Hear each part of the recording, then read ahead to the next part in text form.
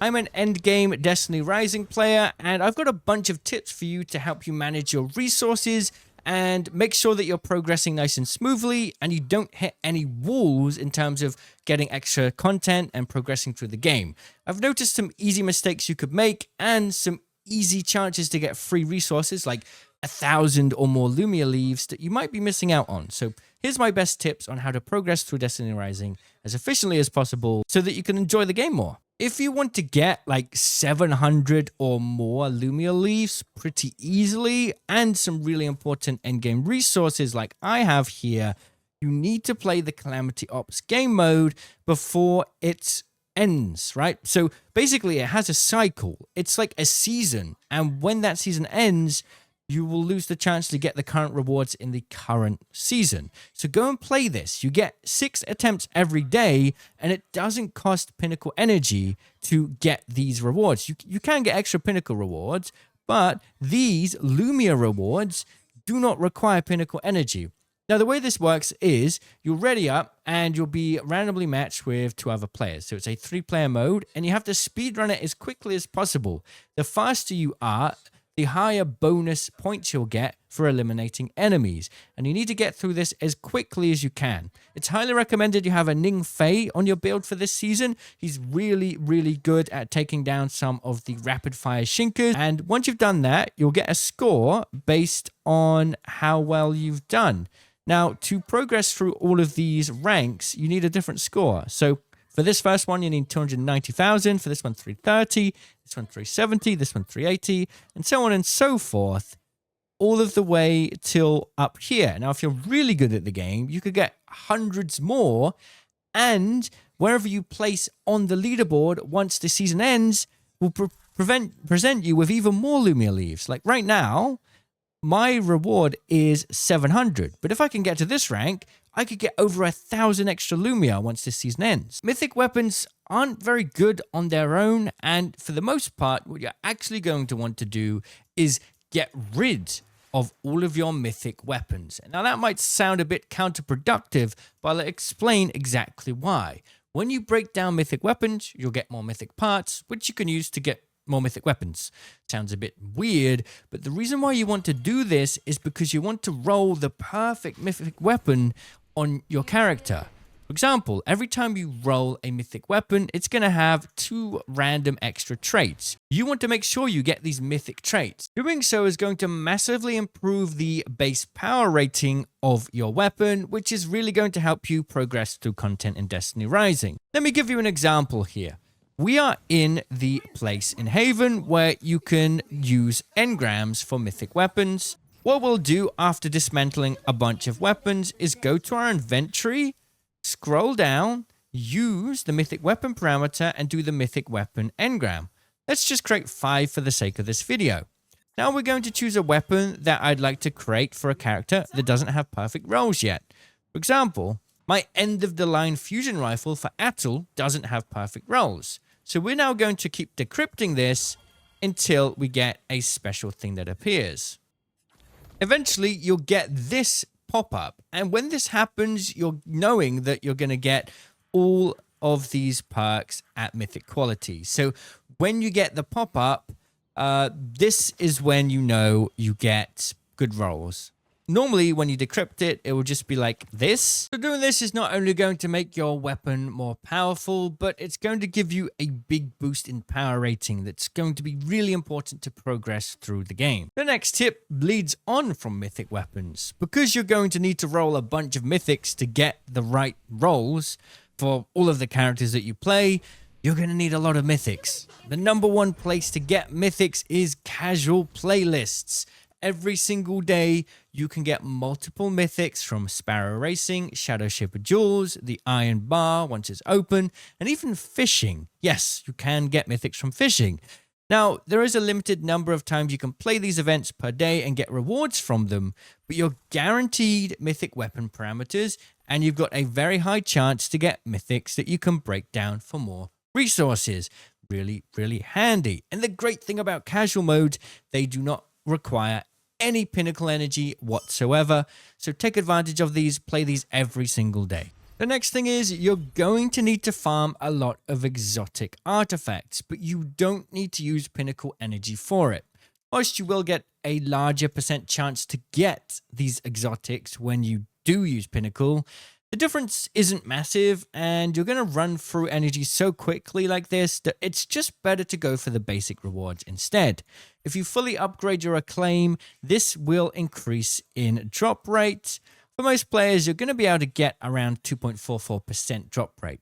And with the right runs, you can do a stage or 3 stages of Singularity Chaos in about 1.5 minutes. I've got a video in the description that explains what kind of build and run you can set up to be able to do this very efficiently and lazily. Statistically speaking, if you do 50 runs, it'll take about 30 minutes and you're going to have a 99.89% probability of getting at least one exotic, although chances are you'll probably get a few more along the way. So this is probably the best way to get exotic artifacts without spending Pinnacle. Here's another cheeky trick. It's related to getting more Mythics from the Shadowshaper Duels game mode.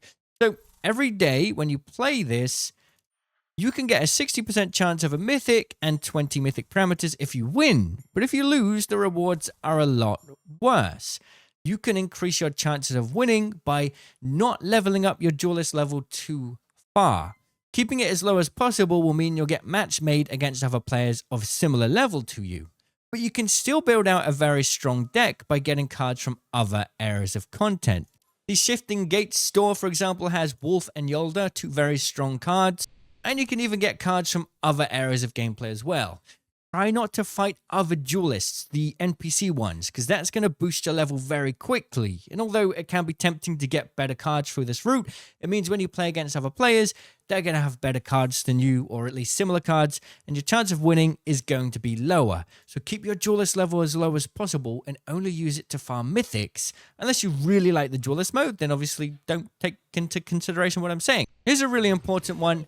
Every week, make sure you come into the exchange section of the store and look very carefully at any weekly limit items and get your hands on them. This is going to include things like these, because these do not come by easily and you're going to need them to upgrade your heroes and your weapons, especially in the late game. So try and max out your weekly rewards here. Even with things like fishing, even if you don't fish much, at least come in here and get your weekly limit for all of the bait and the fishing rods, because it's going to come in handy later on when you decide to do it. Here's a couple more tips for the store. Don't waste your Shifting Gate tokens on these because, I mean, chances are you're not going to get good traits of it. You're going to need like 10 of them to get lucky and to roll into the mythic traits, right? It's a waste. You can get these exotics elsewhere. Save your points for the more important resources. Here's a bit of a controversial tip, but it's going to make a massive difference. To progress through the acclaim levels, you only need to max out 3 characters. For example, to get acclaim level 12 completed, you will need to get the silver coins for only 3 characters. And to get all of the way to the final acclaim reward, you are only going to need to get 2 gold medals, which is only 2 characters. I'm going to assume that the very final reward might be like 3 golds, but we can't really see that right yet because it's locked. However, if you put all of your resources in early game across all of your characters, complete the campaign, you won't be able to reset and get all those resources back.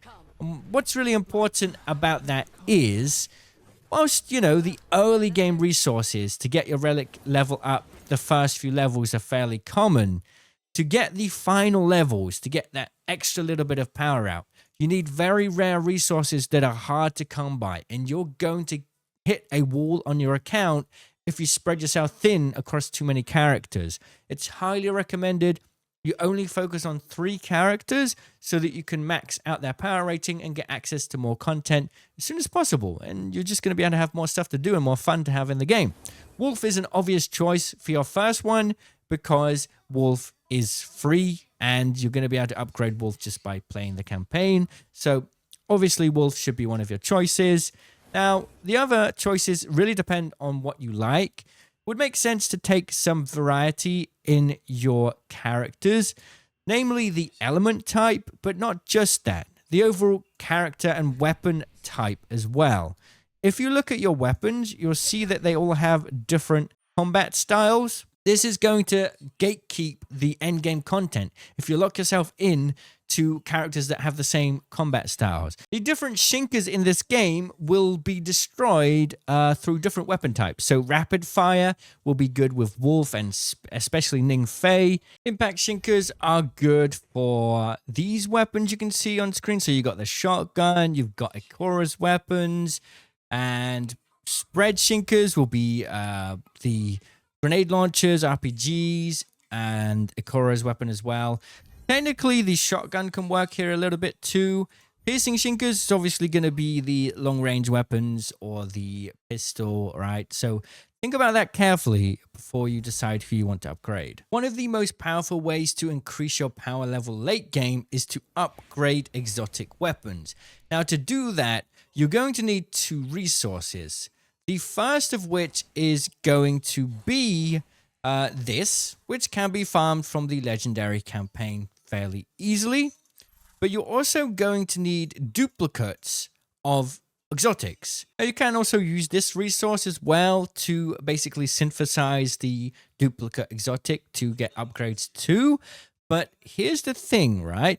To fully upgrade a weapon, you're basically going to need in total 3 copies as well as the original if you don't manage to farm enough of the extra rewards from the campaign.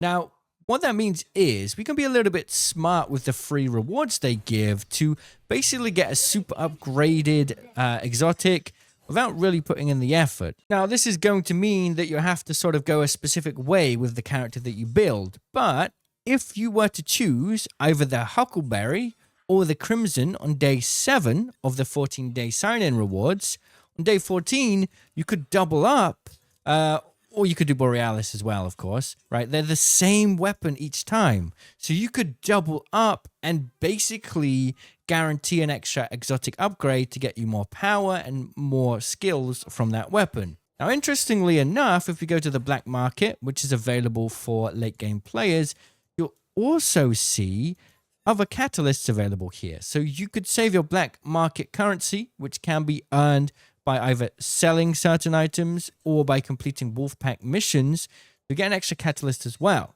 Now, another case of doubling up is the Furies 3, which is an LMG for Kaba and also the upcoming character Estella. If you get the Premium Battle Pass, you'll get the exotic Furies 3 early on and a copy of it once you finish the Battle Pass. So that's going to allow you to get the first catalyst on the Furies 3 already. But there's actually ways to get even more free Furies 3 from the Battle Pass Rewards exchange shop. If you go to the exotic shop, you'll be able to buy another copy of this. But only if you don't buy the exotic weapon parameters. If you buy anything else in this store that you think you might need, you're going to miss out on another copy of the Furies 3. So don't make that mistake. I did, and I regret it. And you can get another catalyst here in the store as well. So you can fully upgrade this pretty much just from the Battle Pass alone. The easiest mistake any player can make is just using their Pinnacle energy for the wrong things. It's the thing that's going to slow down your progress day by day. Now, if you're grinding like crazy and you want to rank up quickly, this is going to matter. For those players that don't mind taking it slow a little bit, it doesn't really matter too much because at the end of the day, you'll have more Pinnacle every single day. If you waste it one day, you can come back the next day. However, if you want to get the most out of your Pinnacle rewards, you should be careful with what you use it for. It could be tempting, for example, to put a bunch of Pinnacle energy into trying to get an exotic drop from the campaign. But late game, you're going to need to get specific exotics and then get those re-rolled exotics again to fully upgrade it, right? You're going to need duplicate exotics. So whilst getting these guns will feel pretty great, you're going to waste a lot of Pinnacle energy getting it. If you want to prioritize your power rating, it makes more sense to focus on other resources first. If we take a look at my character, we can see what the endgame resources end up being. Firstly, we have this one, which can be gained from the Calamity Ops event just by progressing through that as we go up through our Calamity Ops rank, we're going to get 2 of these each time we rank up. So right now, I've managed to gain 7 of these, 9 of these, I think. But otherwise, they're quite rare to come by. You can also get them in the Fortuna Dust shop, so make sure that you go there regularly. But besides that, there's not many other ways to get your hands on this. These materials need to be used for all endgame relic upgrades. So you're going to need to farm them like crazy whenever you have the chance. On top of that, you're going to need a lot of these fruits to upgrade your artifact gilding. And you're going to need these fruits for all characters. So for example, this tree uses the solar fruits. This tree uses the arc fruits, and this tree uses the void fruits. So in total, you're going to need all fruit types for all characters to fully upgrade this.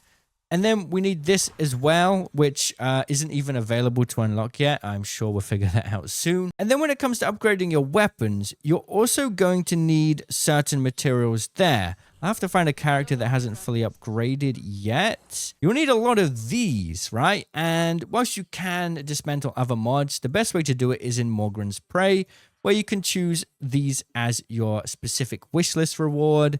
So you're going to need to play Morgren's Prey to upgrade your weapons.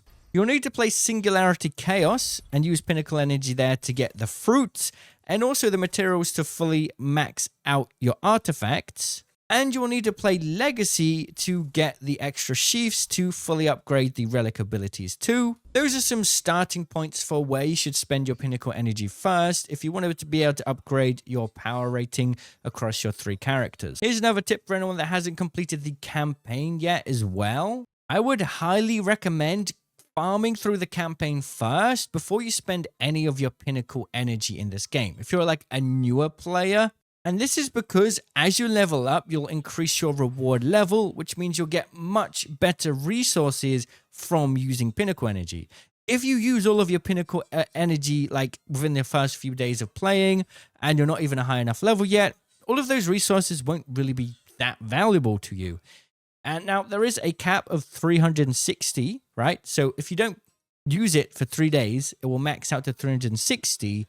But my advice to you is farm through the campaign first, level up your account, and then spend the Pinnacle Energy whenever it caps out, and try to save it for once you've got your level up, because that's going to give you a massive boost in the end game, where content starts to become into a bit of a standstill, and getting the resources you need will become a lot slower because of your lack of Pinnacle Energy. It should also be noted that if you manage to get any Pinnacle Energy reserves, whether you spend anything in the store or get any freebies, save onto it until you've reached the higher levels. Don't spend it early game. It's not going to be worth it. Wait until you're acclaim level 10 before you even touch this, because you're just wasting your resources. Speaking of wasting resources, let's talk about Lumia leaves. It's one of the most important resources because it allows you to draw more characters, right? But don't waste your Lumia leaves on the normal banner. Save them for the limited edition banner, because you'll get a bunch of these for free as you play. These ones, not so much. And for those wondering, should you spend money on the energy supply bundle each week or your Lumia on the energy supply bundle? That's going to come down to your personal preferences. Are you trying to get more draws for characters, or are you prioritizing leveling up your account and getting more resources?